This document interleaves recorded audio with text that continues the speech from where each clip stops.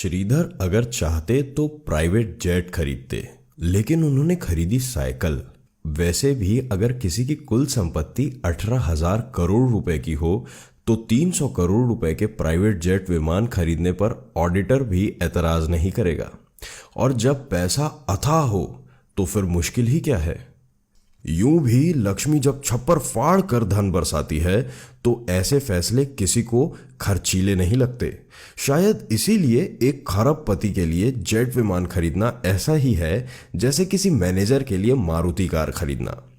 लेकिन Zoho corporation के chairman Shridhar Vembu पर लक्ष्मी के साथ साथ सरस्वती की भी मेहरबानी थी। इसीलिए उनके इरादे औरों से बिल्कुल अलग थे। प्राइवेट जेट खरीदना तो दूर, उन्होंने अपनी कंपनी बोर्ड के निर्देशकों से कहा अब कैलिफोर्निया से जोहो कॉरपोरेशन का मुख्यालय कहीं और ले जाना चाहते हैं। श्रीधर के इस विचार से कंपनी के अधिकारी हतप्रभ थे, क्योंकि सॉफ्टवेयर इंडस्ट्री के लिए कैलिफोर्निया के बे एरिया से मुफीद जगह दुनिया में और कोई है ही नहीं। गूगल, एप्पल, फेसबुक, ट्विटर या सिस्को सब के सब इसी इलाके में रचे बसे फले फूले। पर श्रीधर तो और भी बड़ा अप्रत्याशित फैसला लेने जा रहे थे। वे कैलिफोर्निया से शिफ्ट होकर सिएटल या ह्यूस्टन नहीं जा रहे थे। वे अमेरिका से लगभग 13,000 किलोमीटर दूर चेन्नई वापस आना चाहते थे। उन्होंने बोर्ड मीटिंग में कहा कि अगर डेल, सिस्को, एप्पल या माइक्रोसॉफ्ट अपने दफ्तर और रिसर्च सेंटर भारत में स्थापित कर सकते हैं तो जोहो कॉरपोरेशन को स्वदेश लौटने पर परहेज क्यों है। श्रीधर के तर्क और प्रश्नों के आगे बोर्ड में मौन छा गया। फैसला हो चुका था। आईआईटी मद्रास के इंजीनियर श्रीधर वापस मद्रास जाने का संकल्प ले चुके थे। उन्होंने कंपनी के नए मुख्यालय को तमिलनाडु के एक गांव जिला टेंगसी से स्थापित करने के लिए 4 एकड़ जमीन पहले से ही खरीद ली थी। और ऐलान के मुताबिक अक्टूबर 2019 यानी ठीक 1 साल पहले श्रीधर ने टेंगसी जिले के मथला मपराई गांव में जोहो कॉरपोरेशन का ग्लोबल हेडक्वार्टर शुरू कर दिया। यही नहीं, $2.5 बिलियन के जोहो कॉरपोरेशन ने पिछले ही वर्ष सॉफ्टवेयर कारोबार में 3,410 करोड़ रुपए का रिकॉर्ड राजस्व प्राप्त करके टेक जगत में बहुतों को चौंका दिया था। स्वदेश क्यों लौटना चाहते थे श्रीधर अमेरिका की किसी एजेंसी या बैंक या स्टॉक एक्सचेंज के दबाव के कारण स्वदेश नहीं लौटे। उन पर प्रतिस्पर्धा का दबाव भी नहीं था। वे कोई नया व्यवसाय भी नहीं शुरू कर रहे थे। वे किसी नकारात्मक कारण से नहीं, एक सकारात्मक विचार लेकर वतन लौटे।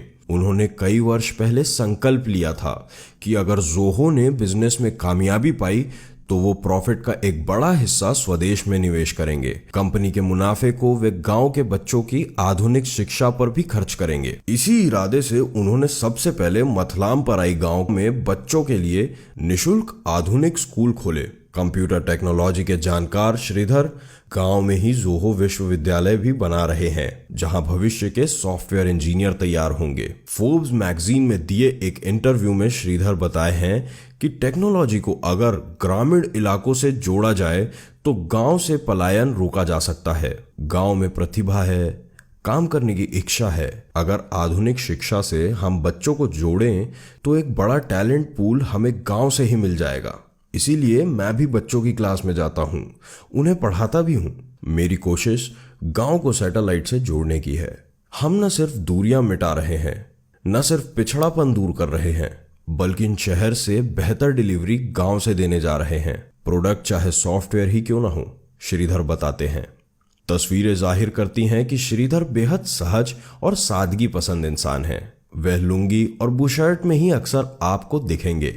गांव और तहसील में आने जाने के लिए वह साइकिल पर ही चल निकलते हैं। उनकी बातचीत से, हाव भाव से यह आभास नहीं होता है कि श्रीधर एक खरबपति सॉफ्टवेयर उद्योगपति हैं, जिन्होंने 9,000 से ज्यादा लोगों को रोजगार दिया है, जिसमें अधिकांश इंजीनियर हैं। उनकी कंपनी के ऑपरेशन अमेरिका से लेकर जापान और सिंगापुर तक फैले हैं, जहां 9,300 टेक कर्मियों को रोजगार मिला है। श्रीधर का कहना है कि आने वाले वर्षों में वे करीब 8,000 टेक रोजगार भारत के गांवों में उपलब्ध करवाएंगे और ग्लोबल सर्विस को देश के नॉन अर्बन इलाकों में शिफ्ट करेंगे।